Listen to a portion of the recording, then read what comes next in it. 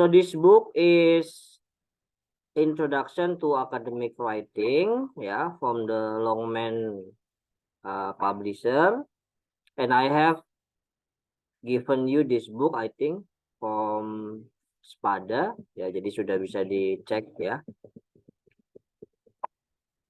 Nah, di sini yang mau Mister bahas ada di halaman terakhir atau bab terakhir, yaitu terkait ya jurnal atau kumpulan dari writing akademik tadi. Ya, nah di dalam sini ya ada tambahan tadi materi di bawah ya.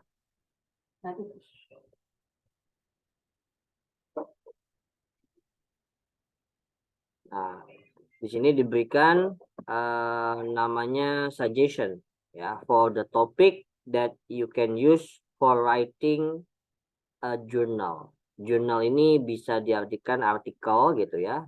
Hanya kalau bersifat lebih ke akademik ya, itu biasanya disebut dengan jurnal. Tapi kalau dalam bentuk umum, sosial gitu, itu bisa disebut dengan artikel. Nah, di sini ada topik teman-teman. Jadi topik-topik yang bisa dikembangkan sudah diberikan juga contohnya ya.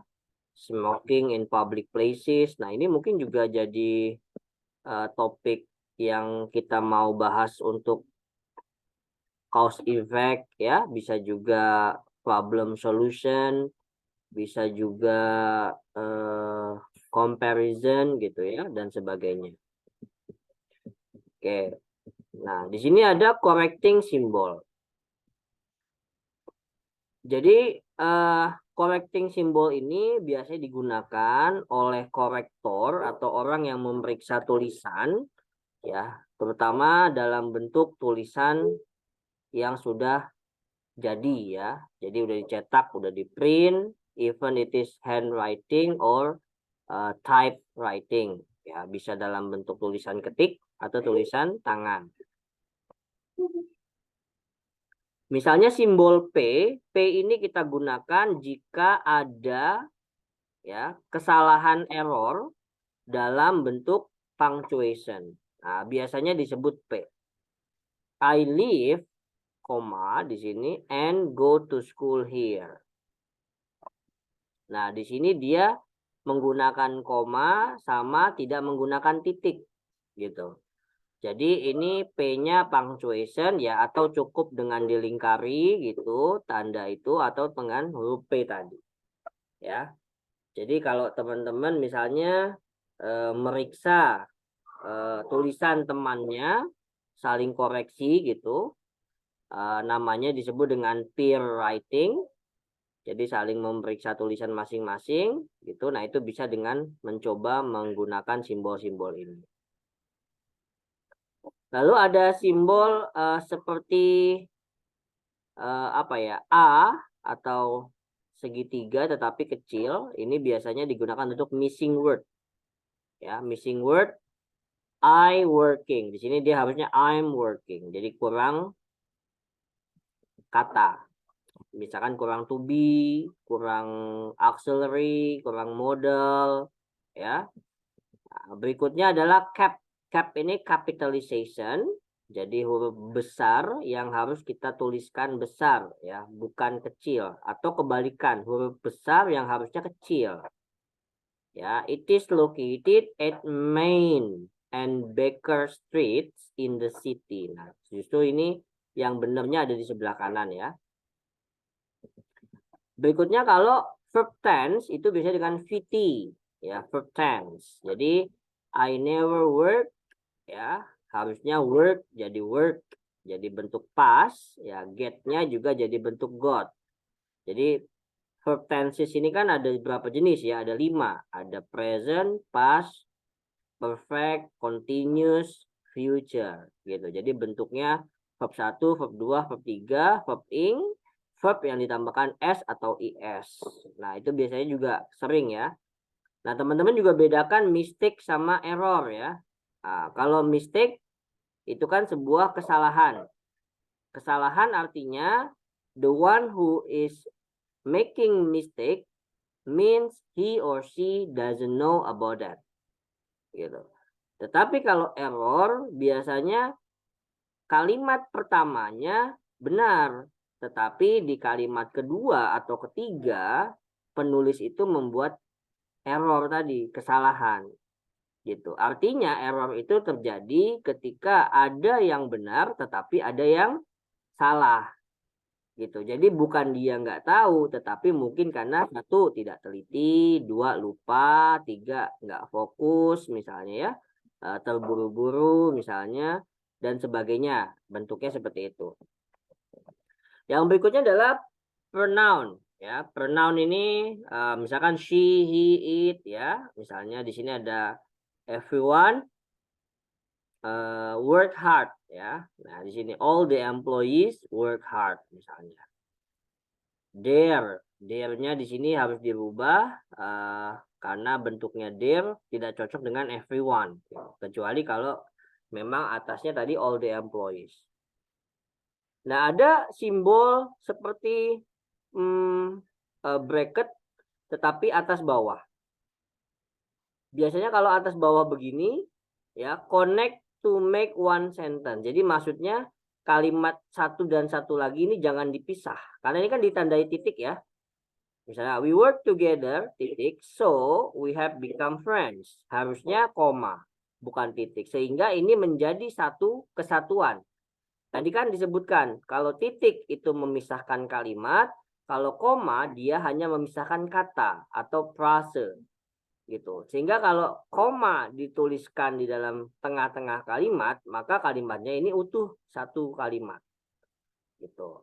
Oke, lalu ada SP. SP ini untuk mengedit spelling. Ya, the manager is a woman. Harusnya the manager. Ini katanya kan pakai I ya, bukan pakai A. Jadi pakai echo bukan alpha di sini. Oke, ada sing atau PL. Ya, sing ini singular, PL ini plural, menggunakan bentuk yang salah. Ya, slave jadi slaves di sini ya. Oke, lalu ada tanda cross atau tanda silang untuk kata yang tidak dibutuhkan. Nah, ini sering sekali kita temukan jika teman-teman misalnya dalam situasi menulis skripsi. Ya, cuman karena misalnya saat ini lebih sering skripsi itu dikumpulkan dalam bentuk Word, itu maka biasanya coretan-coretannya itu cuma dikasih tanda saja ya, ditandai misalnya di highlight. Misalkan ini Mister contohin ya, ini kan Mister highlight nih. Nah, di highlight gini. Nah, contohnya ya. Nah, nanti yang bentuknya itu yang salahnya aja, misalkan ini salahnya ini. Nah, seperti itu. Jadi di highlight. Oke, and then WF wrong word form. Jadi salah bentuk kata. Jadi misalnya ini adalah bentuk verb, harusnya bentuk adjective ya. Misalnya ya, di sini irritated harusnya irritating dan sebagainya. Oke, WW ini adalah wrong word. Berarti katanya yang salah. Oke, di sini ada menggunakan beside, harusnya menggunakan therefore. Oke, lalu ada ref. Ref ini reference atau pronoun, jadi pasangannya sama ya. The restaurants harusnya bukan they tapi it tadi. Ya, jadi hampir sama dengan pronoun tadi yang di atas. Nah, ini ada W ya. Atau ditandai dengan simbol seperti yang tadi ditanyakan oleh Mr. Majid. Ya. Nah, ini simbol seperti ini. Friday is always. Jadi ini kebalik. Gitu. Jadi kalau tanda kebalik kita bisa dengan tanda ini tadi. Dari depannya turun ke bawah, naikin lagi. Jadi itu artinya kebalik. Ya. RO run on sentence, ya. Run on sentence artinya di sini dia kalimatnya tidak dipisahkan. Ya, harusnya di sini menggunakan so Lily was fired, she is upset. Nah, jadi run on sentence. Jadi kalimatnya itu berjalan tapi tidak ditambahkan kata yang lain. CS, please ya. harusnya di insert koma gitu. Jadi masukin koma. Ya sebenarnya bisa juga kita tinggal lingkari aja gitu ya. Jadi misalnya seperti ini dilingkari gini. Gitu lingkari. Nah, nanti baru dia bisa gitu ya. Contohnya seperti itu.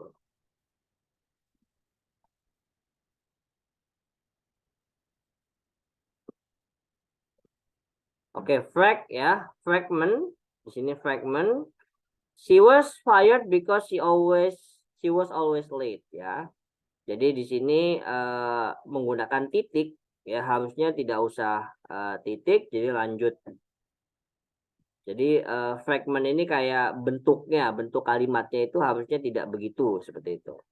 Ya, mungkin bisa dari depannya itu dikasih bracket sampai kalimat ujungnya dikasih bracket. Not parallel. Oke, jadi ada slash 2 di sini, not parallel. Most of our regular customers are friendly.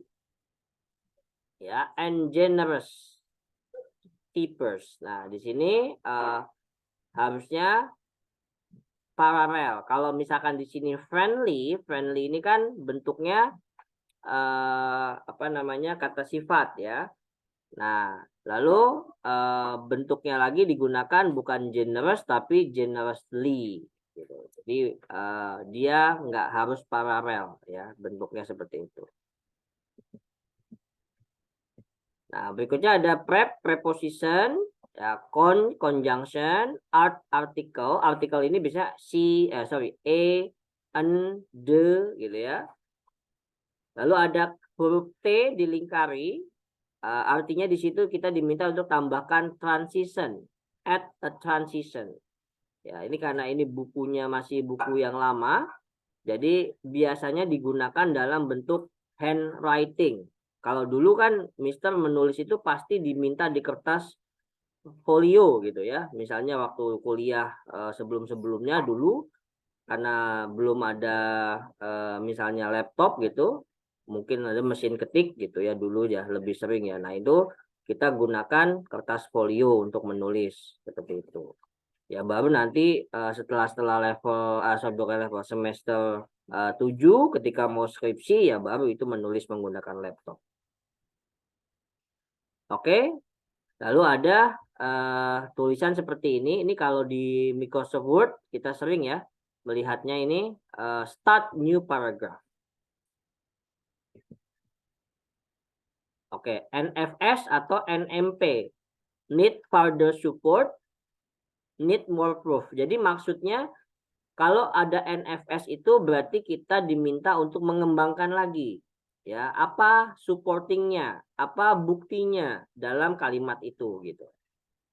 Ya, nah itu tadi contoh dari simbol.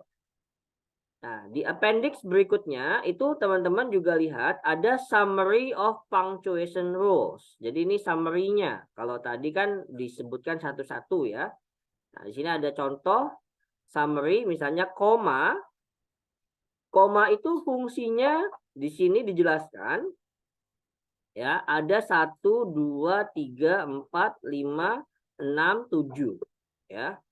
Nah, ada 7 teman-teman. Jadi fungsi koma itu sendiri ada 7.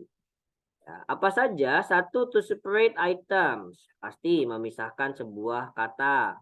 Before coordinating conjunction. Sebelum penghubung ya, menyambungkan penghubung. After dependent clause. Ya, biasanya setelah dependent clause muncullah koma ya. Lalu separate extra information. Memisahkan informasi tambahan. To separate extra information, apositive tahu teman-teman ya. Apositive itu kalimat yang digunakan sebagai tambahan informasi ya. Misalnya di sini bentuknya Amazon, the second longest river, is 4,000 miles long. Jadi Amazon ini masih bagian dari river gitu. Tapi karena Amazon sama river itu sama-sama subjek, sama-sama noun, maka perlu koma. Nah, koma tadi memisahkan yang namanya apositive. Gitu ya. Biasanya ini kalau dalam TOEFL ini ada di skill kurang lebih skill 8 ya. Kalau nggak 8 sekitar skill 9 lah. Itu adalah bentuk apositif gitu ya. Gabungan dengan noun, pronoun biasanya. Lalu after most transition signal ya, setelah transition signal pasti pakai koma. First, second, finally, however, beside dan sebagainya. To separate sentence connectors that appear in the middle of independent clause ya. Nah, itu koma. Jadi koma saja fungsinya 7 di sini teman-teman. Jadi bukan cuma 1 ya. Ya memisahkan pasti, tapi memisahkan apa? Nah, ini dijelaskan di sini. Yang berikutnya adalah apostrofe. Ada 3 di sini ya. Replace missing letter with S to show possession. Jadi S itu dalam bahasa Inggris sangat berbahaya teman-teman kalau dia salah penempatannya. Ya. The girls sama the girls apostrofe S itu sangat berbeda. Ya. Atau it's sama it's apostrof S itu juga beda gitu. Jadi walaupun hanya beda apostrof tapi bentuknya akan menjadi kalimat yang berbeda atau kata yang berbeda. Oke. Yang berikutnya adalah quotation mark. Quotation mark. Jadi ada di sini ada 1 ya. Ya hanya 1 di sini. To spread the exact word someone says or writes from reporting phrase ya. Jadi kayak yang tadi Mr. bilang indirect question ya. She said, I'll miss you. Nah, I'll miss you-nya itu menggunakan quotation mark ya atau tanda petik tadi. Oke, nah di buku ini hanya disebutkan 3 ya. Cuman di dalam bentuk yang lain itu ada juga ya. Nah, ini juga ada jenis-jenis kalimat di sini ya, ada bentuk coordinating conjunction. Ya, ini lengkap sekali di sini ya. Jadi kalau misalnya sebagai panduan ini sudah sangat lengkap ya. Nah, yang Mister masukkan di PowerPoint pun ini rata-rata dari sini ya. Nah, ini bukunya dari Longman tadi. Ya, mungkin kalau sekarang juga sudah banyak. Nah, di buku yang satu lagi, ini ada juga bukunya di sini. Ada juga di sini dia menggunakan end of sentence punctuation. Jadi summary of punctuation rule ya. Dia di sini menjelaskan ada koma, pertama koma, ya titik, ya punctuation end of sentence punctuation titik tadi period, koma, semicolon, quotation, sama apa lagi nih? Oke, itu quotation aja di situ.